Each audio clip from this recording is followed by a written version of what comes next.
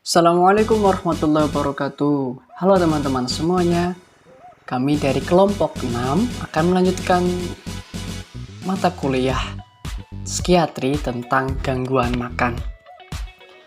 Sebelumnya, dari kelompok kami ada Rozana Fakhrunisa, Nur Alifa Sri Septianti, Anissa Ayu Wulandari, Rakan Mangaladava, dan Lisa Ningdia Fitriana. Apa aja yang nanti kita akan bahas? Yang pertama ada gangguan makan. Yang kedua, jenis-jenis gangguan makan. Selanjutnya ada gejala gangguan makan. Kemudian ada faktor penyebab. Yang kelima ada pendekatan penanganan. Dan yang terakhir ada unity of science. Silakan disimak. Yang pertama ada gangguan makan. Apa sih itu gangguan makan? Gangguan makan itu ditandai dengan ekstrim, yaitu gangguan makan terjadi ketika seseorang mengalami gangguan parah dalam perilaku makan, seperti mengurangi porsi makan secara berlebihan atau makan terlalu banyak, atau perasaan menderita atau kekhawatiran yang berlebihan tentang berat atau bentuk tubuh. Menurut American Psychiatric Association, seseorang dengan gangguan makan dapat berawal dari mengkonsumsi makanan yang lebih sedikit atau lebih banyak daripada biasanya. Tetapi, pada tahap tertentu, keinginan untuk makan lebih sedikit atau lebih banyak tersebut terus-menerus di luar kendali. Sedangkan, menurut National Institute of Mental Health, gangguan makan adalah suatu penyakit yang menyebabkan gangguan serius terhadap diet sehari-hari, seperti makan dalam porsi yang sangat sedikit atau malah sebaliknya, makan dalam porsi yang sangat besar. Seseorang dengan gangguan makan akan makan dengan porsi makan yang lebih banyak atau lebih sedikit. Tapi, pada titik tertentu, dorongan untuk makan dalam porsi yang sedikit atau besar tersebut benar-benar di luar kendali. Mereka juga memiliki kekhawatiran yang berlebihan tentang berat badan dan bentuk tubuhnya. Pada umumnya, gangguan makan yang terjadi pada remaja yaitu anoreksia nervosa dan bulimia nervosa. Menurut data Academy for Eating Disorder pada tahun 2006, data menunjukkan bahwa kasus gangguan makan pada remaja wanita di Amerika Serikat sebanyak 1% menderita anoreksia nervosa dan sebanyak 4% menderita bulimia nervosa. Sedangkan di Norwegia 2,6% remaja menderita anoreksia nervosa. Di Italia 1,3% remaja menderita anoreksia nervosa. Dan di Kairo terdapat 1,2% anak sekolah menderita bulimia nervosa, serta di Iran terdapat sebanyak 3,2% anak sekolah menderita bulimia nervosa. Selanjutnya yaitu jenis-jenis gangguan makan. Ada dua tipe utama gangguan makan, yaitu anoreksia nervosa dan bulimia nervosa. Sedangkan kategori ketiga adalah gangguan makan lain yang tidak ditetapkan atau eating disorder not otherwise specified, yang di dalamnya terdapat beberapa variasi gangguan makan. Karakteristik dari eating disorder not otherwise specified ini agak mirip dengan anoreksia ataupun bulimia, tetapi tetap terdapat perbedaan. Binge eating disorder adalah salah satu gangguan makan yang termasuk dari tipe eating disorder not otherwise specified. Gangguan makan yang pertama yaitu anoreksia nervosa. Menurut Sandrock, anoreksia nervosa adalah suatu gangguan makan yang melibatkan upaya yang keras untuk kurus dengan cara melaparkan diri. Anoreksia nervosa berkembang pada remaja awal dan akhir, yaitu antara usia 12 tahun sampai 18 tahun. Namun, kemunculannya pada usia yang lebih awal atau lebih tua juga terkadang ditemukan. Mereka sering membuat diri mereka kelaparan hingga mencapai titik yang membahayakan dirinya. Karakteristik diagnostik anoreksia nervosa menurut Diagnostic and Statistical Manual 4th Edition, Text Revision atau DSM-4-TR.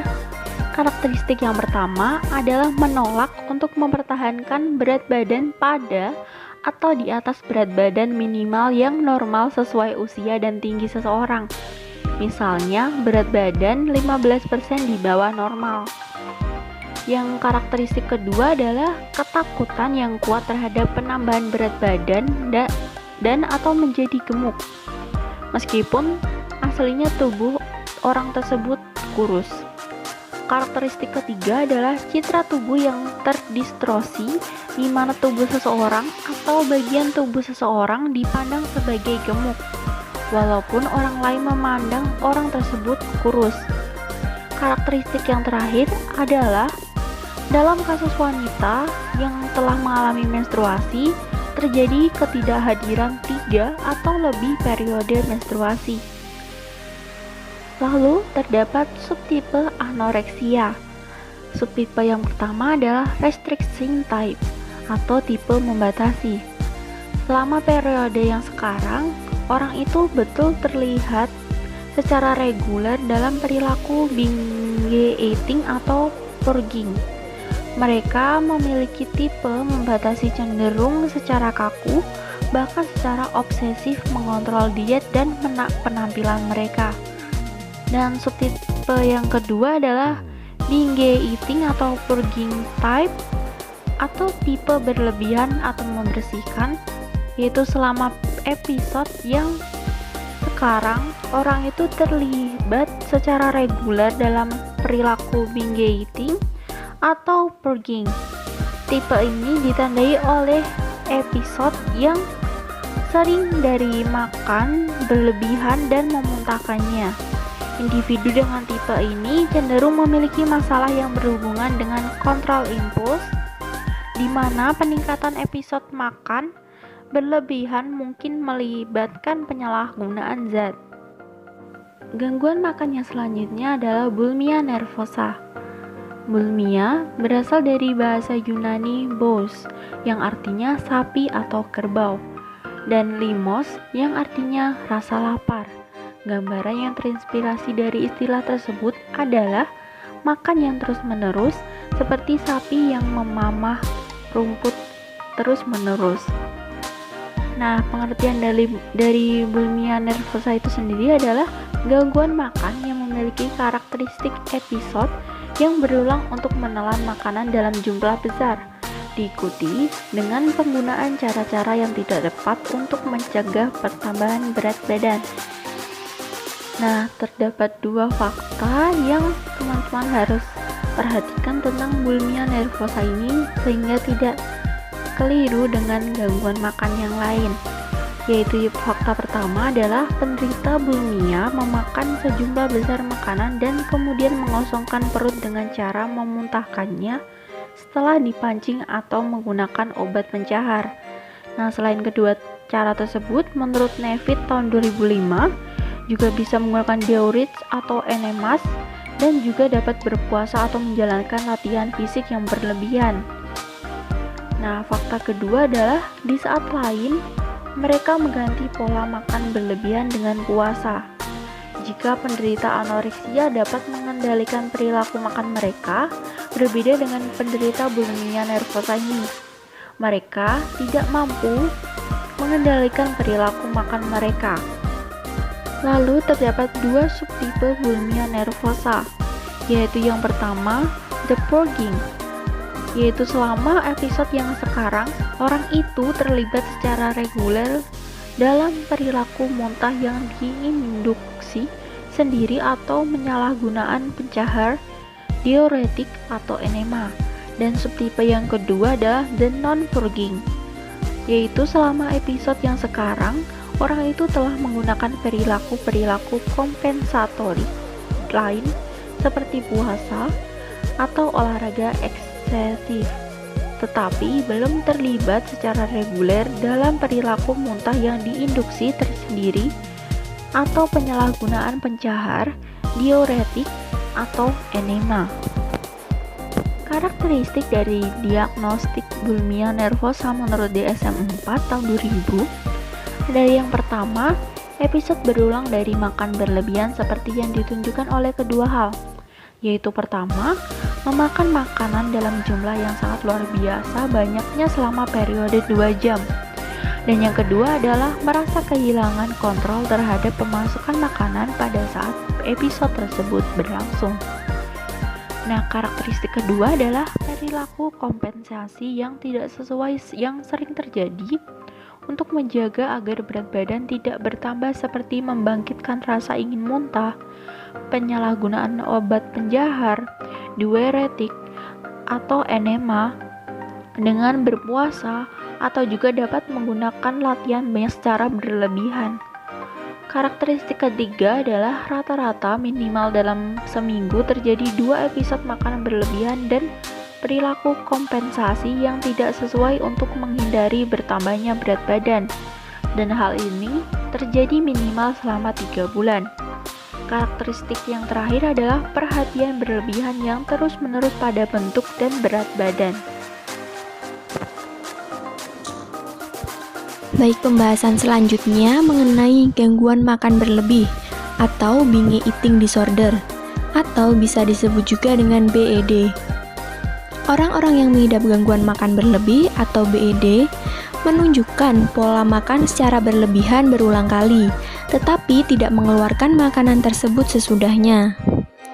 Bukti yang ada menunjukkan bahwa tidak seperti bulimia, BED lebih umum ditemukan di antara individu yang mengalami obesitas. BED dipercaya mempengaruhi 2% dari populasi. BED seringkali diasosiasikan dengan depresi dan usaha yang gagal dalam menurunkan berat badan, sehingga mereka memilih tetap mempertahankannya. Orang-orang dengan BED cenderung berusia lebih tua daripada penderita anoreksia dan bulimia. Seperti gangguan makan lainnya, kondisi ini lebih banyak ditemukan pada wanita. Orang-orang dengan BED seringkali digambarkan sebagai makan berlebih yang kompulsif. Selama makan berlebihan, mereka merasa kehilangan kontrol terhadap aktivitas makan mereka. BED mungkin berada pada tanah yang lebih luas dari perilaku kompulsif yang memiliki karakteristik ketidakmampuan mengontrol perilaku maladaptif, seperti judi patologis dan gangguan penyalahgunaan zat. Riwayat diet dapat memainkan peran yang penting pada sejumlah kasus BED. Meskipun riwayat ini tampaknya merupakan faktor yang kurang penting dalam BED daripada dalam bulimia.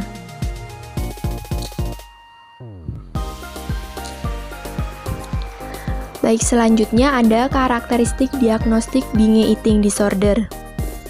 BED diklasifikasikan dalam manual DSM sebagai gangguan potensial yang membutuhkan studi lebih lanjut.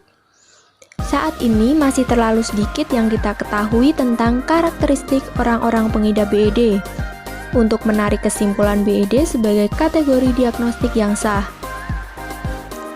Kriteria yang digunakan untuk mendiagnosis gangguan ini juga membutuhkan evaluasi lebih jauh lagi. Saat ini, orang-orang yang dikenakan diagnosis ini menunjukkan kondisi makan berlebihan, setidaknya 2 hari dalam seminggu selama 3 bulan. Selama dekade makan berlebihan, mereka akan terus makan meskipun sudah merasa kenyang. Penderita merasa malu bila terlihat saat makan berlebihan, dan merasa bersalah sesudahnya. Selanjutnya akan dijelaskan mengenai gejala-gejala gangguan makan. Baik, yang pertama ada gejala gangguan makan anoreksia yang meliputi pertama, diet bahkan ketika sudah kurus. Kemudian yang kedua, cepat merasa berat dan orang tersebut mencoba menyembunyikan dengan pakaian yang longgar. Yang ketiga, berlebihan atau kompulsif dalam berolahraga. Yang keempat, kebiasaan makan yang aneh, seperti menghindari makanan, makan secara rahasia, mengawasi setiap gigitan makanan, atau hanya makan makanan tertentu dalam jumlah kecil. Yang kelima, orang tersebut akan mengalami kecemasan, depresi, menjadi orang yang perfeksionis, bahkan menjadi sangat kritis terhadap diri sendiri. Yang keenam, bagi wanita akan mengalami menstruasi yang jarang atau berhenti. Dan yang terakhir, ia akan merasa takut jika berat badannya bertambah. Anoreksia dapat menyebabkan beberapa masalah kesehatan yang serius. Permasalahan tersebut meliputi: yang pertama, kerusakan organ utama, terutama otak, jantung, dan ginjal. Kemudian yang kedua, denyut jantung menjadi tidak teratur. Yang ketiga, menurunkan tekanan darah, denyut nadi, suhu tubuh, dan tingkat pernafasan. Yang keempat, menjadi sensitif terhadap dingin. Dan yang kelima, penipisan tulang. Selanjutnya ada beberapa gejala bulimia. Yang pertama, menyalahgunakan obat pencahar dan perawatan lainnya untuk mencegah kenaikan berat badan. Selanjutnya ada penekanan yang berlebihan pada penampilan fisik. Kemudian makan secara rahasia atau memiliki kebiasaan makan yang tidak biasa. Jadi makannya diam-diam gitu, tanpa orang lain tahu karena ingin makan banyak. Selanjutnya teratur menghabiskan waktu di kamar mandi setelah makan karena mungkin makannya banyak. Jadi sering ke kamar mandi. Kemudian ada menggunakan jari untuk merangsang muntah. Nah ini jadi tidak baik muntah karena disengaja. Selanjutnya ada gejala binge eating disorder, meliputi yang pertama ada cara makannya yang jauh lebih cepat dari biasanya. Jadi karena mungkin dia ingin makan banyak, ingin makan makanan selanjutnya dari apa yang dia makan, jadi dia makannya lebih cepat dari biasanya. Kemudian makan dalam porsi yang banyak meski tidak merasa lapar. Kemudian makan banyak hingga terlalu kenyang dan membuat perut tidak nyaman. Ya tadi itu kan karena banyak, jadi lama-lama terlalu kenyang, kemudian perutnya tidak nyaman, atau mungkin ada rasa mungkin mules atau mungkin yang lain karena kebanyakan makan, atau mungkin sesak. Selanjutnya ada menyendiri saat makan agar orang lain tidak tahu seberapa banyak makanan yang ia konsumsi. Nah ini karena sudah mungkin takut nanti ketika orang lihat dia makan banyak atau kenapa dia makan terus, jadi dia cari tempat untuk menyendiri agar dia bebas makan sepuasnya. Kemudian ada pada beberapa penderita PED dapat disertai dengan bulimia. Selanjutnya ada beberapa faktor penyebab gangguan makan. Yang pertama, faktor kognitif. Merasa kurang memiliki kontrol atas berbagai aspek kehidupan lain selain diet. Selanjutnya ada faktor biologis. Ketidakseimbangan yang mungkin terjadi pada sistem neurotransmitter di otak yang mengatur mood dan nafsu makan. Serta ada kemungkinan juga pengaruh genetis. Selanjutnya ada faktor psikososial. Ketidakpuasan pada tubuh memicu dilakukan cara-cara yang tidak sehat untuk mencapai berat badan yang diinginkan. Mungkin dengan cara minum obat apa yang tidak baik untuk kesehatan, seperti itu. Selanjutnya ada faktor keluarga. Ada konflik keluarga di situ. Faktornya pengasuhan orang tua.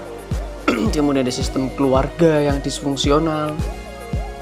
Jadi mengakibatkan ada gangguan makan, baik maupun ayah, anak, maupun semua yang berperan dalam keluarga. Selanjutnya ada dari faktor sosiokultural. Standar cantik yang ideal yang ditetapkan oleh masyarakat. Jadi karena di masyarakat, di lingkungan orang putih atau orang cantik perempuan terutama itu lebih dipandang atau mungkin lebih bisa mendapatkan tempat dalam lingkungan. Jadi ya itu salah satu faktornya juga. Selanjutnya adalah pendekatan penanganan untuk gangguan makan. Yang pertama ada penanganan biomedis. Perawatan di rumah sakit mungkin diperlukan untuk membantu pasien anoreksia mencapai berat badan yang sehat.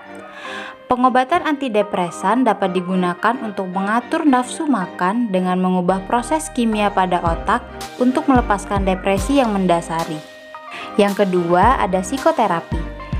Terapi psikodinamika bertujuan untuk mengeksplorasi dan menyelesaikan konflik psikologis yang ada. Selanjutnya ada cognitive behavioral therapy, yaitu untuk membantu individu dengan gangguan makan mengalahkan pikiran dan keyakinan yang self-defeating serta mengembangkan kebiasaan makan dan pola berpikir yang lebih sehat. Yang keempat, ada terapi interpersonal, yaitu menekankan pada penyelesaian masalah interpersonal dengan keyakinan bahwa fungsi interpersonal yang semakin efektif akan menghasilkan kebiasaan dan sikap makan yang lebih sehat. Selanjutnya adalah terapi keluarga. Terapi ini dapat digunakan untuk mengatasi konflik keluarga dan meningkatkan komunikasi di antara anggota keluarga, untuk membangkitkan kesadaran klien dan membutuhkan waktu yang tidak sebentar.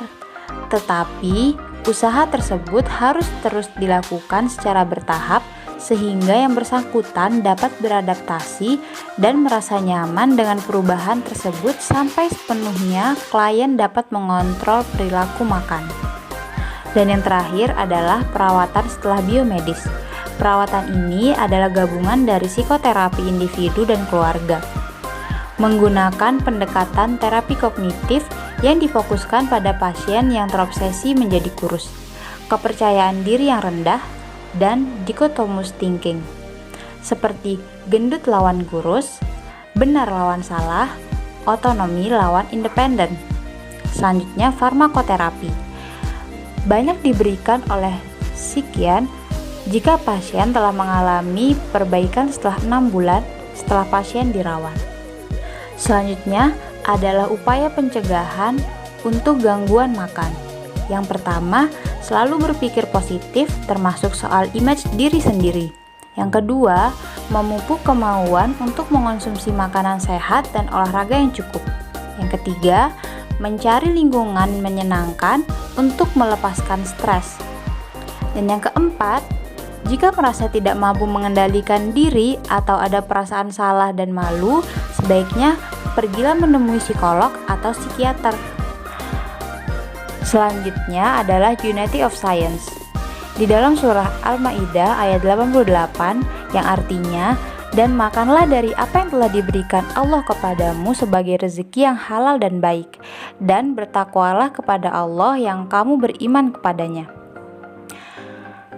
Di sini, Islam memberikan pelajaran di dalam memilih dan melakukan makan, bukan hanya baik atau halal. Juga tentang makan tidak boleh berlebih-lebihan atau israf. Sekian presentasi dari kami, kelompok 6. Terima kasih atas perhatiannya. Semoga bermanfaat. Wassalamualaikum warahmatullahi wabarakatuh.